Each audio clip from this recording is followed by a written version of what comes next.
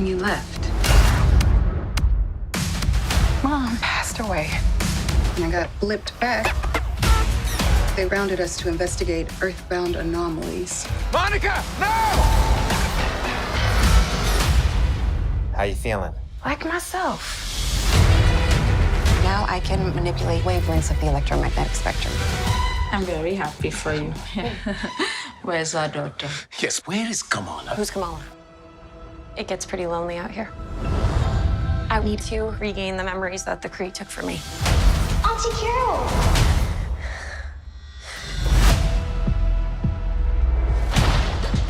You are Carol Danvers, the most powerful person I knew. Way before you could shoot fire from your fists.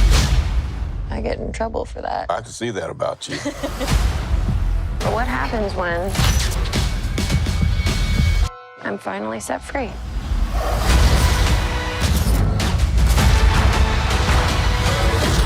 I'll be back before you know it. Lieutenant Trouble. Hi. How do you have this? My grandma sent it to me in the mail. Have you ever wanted something so bad and it actually happened?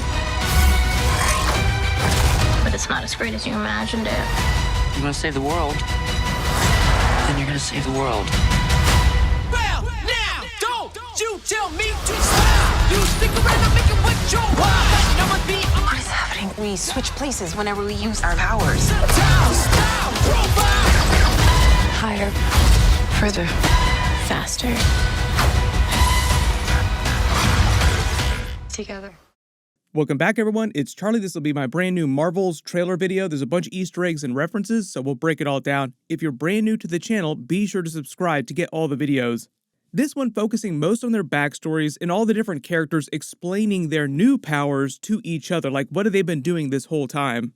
First big one is Monica Rambeau explaining basically the events of WandaVision, what happened with Scarlet Witch, the Hex, and her new mutant abilities. Even though technically she's not like an X-Men character, they mutated her DNA, the Hex mutated her DNA. So thank you very much, Scarlet Witch.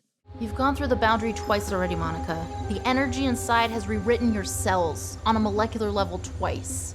It's changing you. Originally, most of us assumed that they were going to call her Photon because she had a couple different comic book names, like she is the original female version of Captain Marvel, but supposedly in the movie, they'll also just be calling her Captain Marvel. Like in the movie, they won't actually call her the Photon character, but there have been some toys in real life that have called her that. Totally out of context, I have no idea how that's going to work. It's a little bit confusing. For the most part, I think they're just going to call her Monica Rambeau. Based on the way she explains her powers to the other characters in the last couple of trailers, it seems like what they're going with from the comics because she has a bunch of different powers in the comics. She says she can see light, but she can also redirect it in the comics, the way that Captain Marvel absorbs light and the way that Kamala Khan creates these light constructs, kind of like the Marvel version of Green Lantern, basically. Monica Rambeau can also become forms of light in the comics too, which is how she gets super, super powerful. Part of the idea, though, is that in order to do that, she has to be able to understand how a form of energy works, like a form of light energy, basically. A lot of people wondering if she could absorb Infinity Stone energy, like if Thanos blasted her with the full gauntlet. Technically, yes, but she'd have to be able to understand exactly how all the different Infinity Stones worked, which is incredibly complicated. Like, even most of the Avengers didn't understand that. So if she did understand it, Thanos blasted her with the Infinity Gauntlet, she would just turn into Infinity Stone energy and become super powerful. Otherwise, she would just get vaporized like anybody else that got soaked with Infinity Stone energy.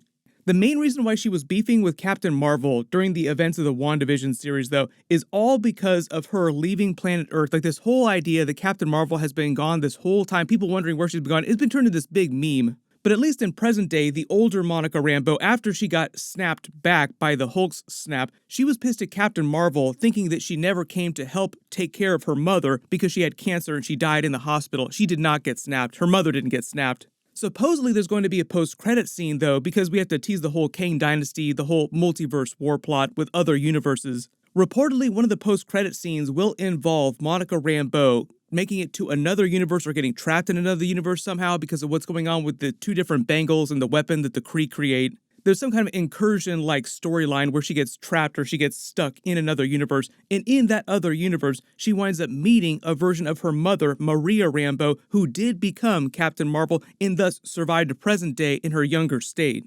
The closest example we have of that is the 838 universe, where Maria Rambeau became Captain Marvel. Like, basically the backstory of Captain Marvel, but it was Maria Rambeau who was piloting the ship the day that they had the explosion with the Tesseract energy. The whole concept is meant to be a wink back to the idea that Monica Rambeau is the first female Captain Marvel in the comics. The other part of the trailer here too is Miss Marvel explaining how she got her bangle from her grandmother or her great-grandmother, how her mutant powers work, and how the bangle's powers work. They didn't completely explain this during the Miss Marvel episodes, but the whole idea is that she was a mutant before she got the bangle. Like, the bangle basically just activated her X gene, her powers activated after that. Theoretically, her powers should work without the bangle. It might be a little bit different. We'll see how they explain this during the course of the movie, because we've never actually seen her use her powers without wearing the actual bangle. But apart from her light construct powers, the whole idea is that every time she uses the bangle, because of the way the two different bangles work, there's this quantum entanglement idea where each of them switch places because of the way their powers work. Then they have Captain Marvel explaining what she's been doing so long in Kree-Skrull space away from Earth all these years. Like, everybody been wondering, what's been going on? Why are you having come back to Earth more often? Mostly it's trying to eradicate the Kree, who up to Avengers Infinity War and Endgame, they explained during Secret Invasion, were busy eradicating the Skrull Empire. Tell me something I don't know about the destruction of Skrullos. And every Skrull that isn't in Emperor George's colony, and that's it. They basically decimated their homeworld, the Skrull homeworld Skrullos. The Skrull Emperor took off to another planet with his own sect of Skrulls, and then Talos and the rest of the Skrulls came to planet Earth eventually during the 5-year time jump. That whole plot with the Skrulls is going to lead up to Captain America 4. That's more of like an Earth-based plot, so that's a little bit separate from what's happening in the Marvels movie. There might be a little bit of connection to what happened with Secret Invasion just because of the Skrulls in general. Some of them are probably still working on his Saber space station. But most of the Marvels movie, I think, is going to connect more to the Avengers 5 Kang Dynasty plot than to the Earth-based Captain America 4 plot. But the whole idea is that they're explaining that Captain Marvel killed the Supreme Intelligence, so Dar-Ben and the Kree think of her as, quote-unquote, the Annihilator, which is a big Annihilus reference. I've done a couple videos on Annihilus because it was a big Guardians of the Galaxy 3 deleted scene with Annihilus. Originally, James Gunn was going to have him be the person to create Rocket, but then completely changed his mind and made the High Evolutionary instead. The Annihilus character is a huge Fantastic Four character. He's from the Negative Zone, which is a big location of the Fantastic Four comics. They also featured it in the 2015 Fantastic Four movie. Maybe we'll see him in the MCU at some point as an overarching villain in the Annihilation Wave. There are a lot of references to that storyline in the comics during the Guardians of the Galaxy trilogy, just because that's where a lot of those characters originally came from. She's mostly been in Kree-Skrull space dealing with the Kree and all the other planets, just trying to help random peoples all over that part of the galaxy. Really good example of this is when Dar-Ben, played by Zawe Ashton, who's actually the real-life wife of Tom Hiddleston, who plays Loki, also in the Marvel Universe. A lot more Marvel couples showing up. She's the new leader of the Kree in the absence of the Supreme Intelligence, and the idea is that Carol Danvers killed the Supreme Intelligence, and that's what Dar-Ben is talking about when she says, "You took everything from us." Supposedly, when the events of the movie pick up, like years after the events of the Captain Marvel movie, the Kree people are doing terribly, like their race is in ruin, even though they were able to almost kill off the Skrulls, like they got rid of Skrulls. That's why all the Skrulls came to Earth after the 5-year time jump started. Right after the snap cleared up a bunch of real estate for people to move in. So even though they've been able to pull that off up to the beginning of Avengers Infinity War, at some point things just go really badly for their race, and Dar-Ben takes over leadership and is looking for a way to revitalize their race, and she's using the second bangle, like Miss Marvel's other bangle that we kept wondering about during the Miss Marvel series.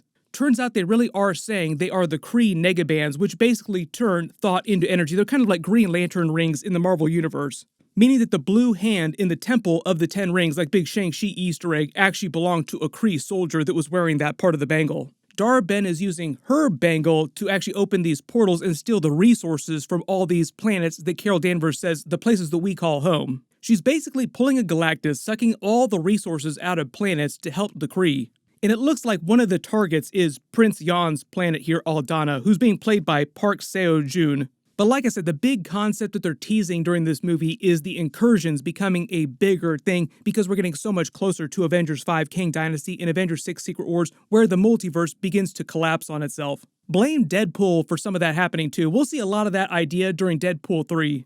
Deadpool kills the Marvel Universe, but it's Deadpool kills the Fox Marvel Universe.